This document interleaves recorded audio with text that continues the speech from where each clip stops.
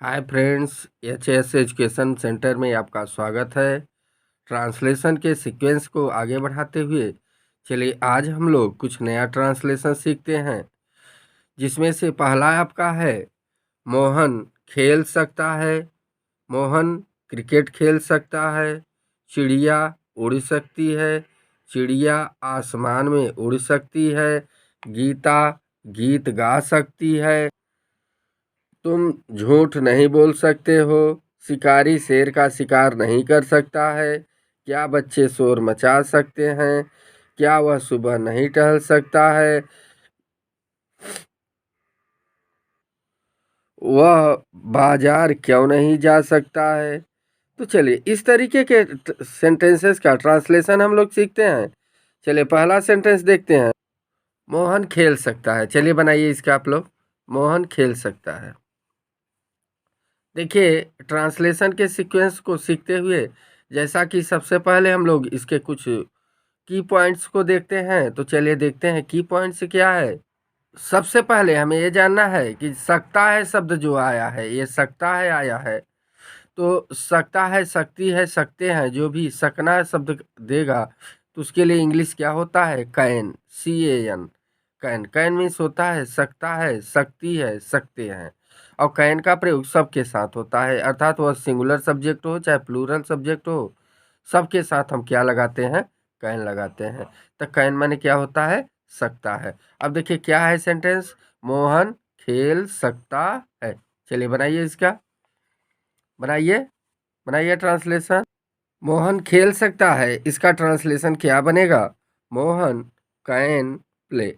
अर्थात इसमें अगर हम ट्रांसलेशन बनाते हैं तो इसका फार्मूला क्या निकल के आता है बच्चों मेरे? सबसे पहले हम क्या लिखते हैं? कहीं पर भी अगर हमें ट्रांसलेशन बनाना है तो सबसे पहले हम क्या लिखेंगे? सब्जेक्ट लिखेंगे।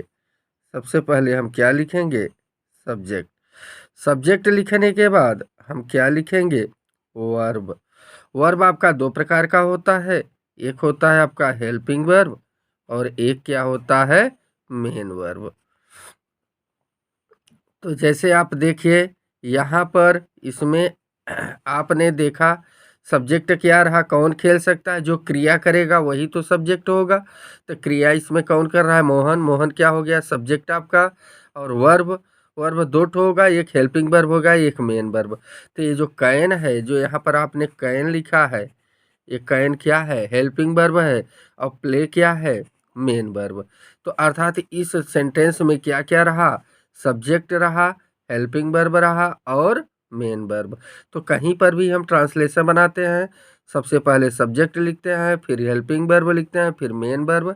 अर्थात सब्जेक्ट, वर्ब और इसके बाद आप लिखते क्या है? ऑब्जेक्ट। क्या लिखते हैं? अगर उसमें ऑब्जेक्ट है तो ऑब्जेक्ट लिखते हैं, ऑब्जेक्ट नहीं है तो हम क्या लिखते हैं? कंप्लीमेंट। दो ही होगा, या तो ऑब्जेक्ट होगा या तो कंप्लीमेंट होगा। तो हम ट्रांसलेशन बनाते समय या क्या क्या फॉलो करते हैं? सबसे पहले क्या लिखते हैं? सब्जेक्ट लिखते हैं, इसके बाद क्या? वर्ब लिखते हैं, इसके बाद क्या? ऑब्जेक्ट लिखते हैं या कंप्लीमेंट लिखते हैं। तो जो भी रहेगा, अब देखिए इसी सेंटेंस को देखिए, तो इसमें सब्जेक्ट कौन रहा? मोहन। मोहन को आपने लिख दिया। इस यहाँ देखिए इसके बाद हेल्पिंग वर्ब क्या रहा? कैन रहा, कैन को आपने लिख दिया। फिर मेन वर्ब क्या रहा? प्ले। अर्थात हम ट्रांसलेशन बनाएंगे तो क्या बनेगा? Mohan can play, subject, verb, object. अर्थात आपको ये फार्मूला याद रखना होगा, यस भी ओ। यस भी ओ लिखिए या यस भी सी। तो यहाँ पर यस भी ओ का फार्मूला मतलब क्या होगा? सब्जेक्ट, वर्ब, ऑब्जेक्ट या सब्जेक्ट, वर्ब, कंप्लीमेंट।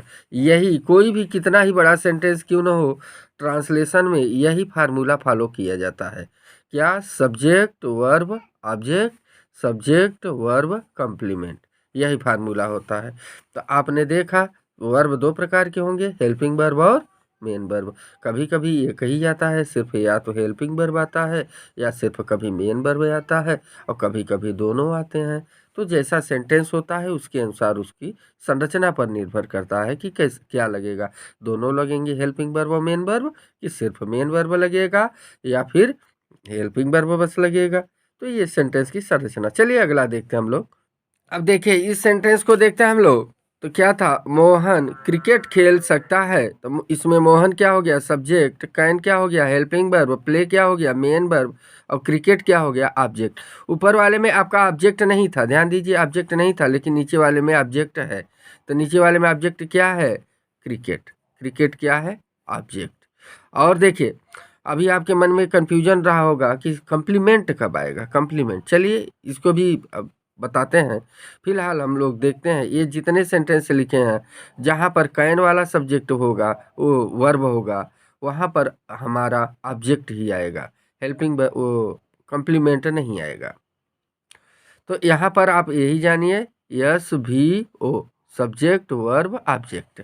तो देखिए यहाँ पर आपका क्या रहा, सब्जेक्ट ये हो गया मोहन, मोहन क्या हो गया, सब्जेक्ट न, और कैन प्ले क्या हो गया, वर्ब, और क्रिकेट क्या हो गया आपका, ऑब्जेक्ट। सब्जेक्ट वर्ब ऑब्जेक्ट, ठीक है। चलिए अगले का आप लोग बनाइए। अगले का क्या लिखा है, चिड़िया उड़ सकती है, चिड़िया उड़ सकती है, बनाइए। चिड़िया उड़ सकती है, क्या बनेगा इसका, द बर्ड कैन फ्लाई। अब देखिए द बर्ड क्या हो गया इसमें बताइए, सब्जेक्ट, कैन क्या हो गया, हेल्पिंग वर्ब, फ्लाई क्या हो गया, मेन वर्ब। तो क्या बना translation, the bird can fly. चलिए अब इसी तरीके से आपको होमवर्क देते हैं, आप लोग बनाइएगा, और इसको हम कल जब वीडियो बनेगा आपका नेक्स्ट पार्ट, तो उसमें हम आपका होमवर्क के रूप में रहेगा, उसमें चेक कराएंगे, चेक करेंगे, ठीक है। चिड़िया आसमान में उड़ सकती है, चलिए बनाइए। गीता गीत गा सकती है, बनाइए इसका, लिख लीजिए, इसे कॉपी में लिख लीजिए और आप लोग बना करके हमें दिखाएंगे, ठीक है।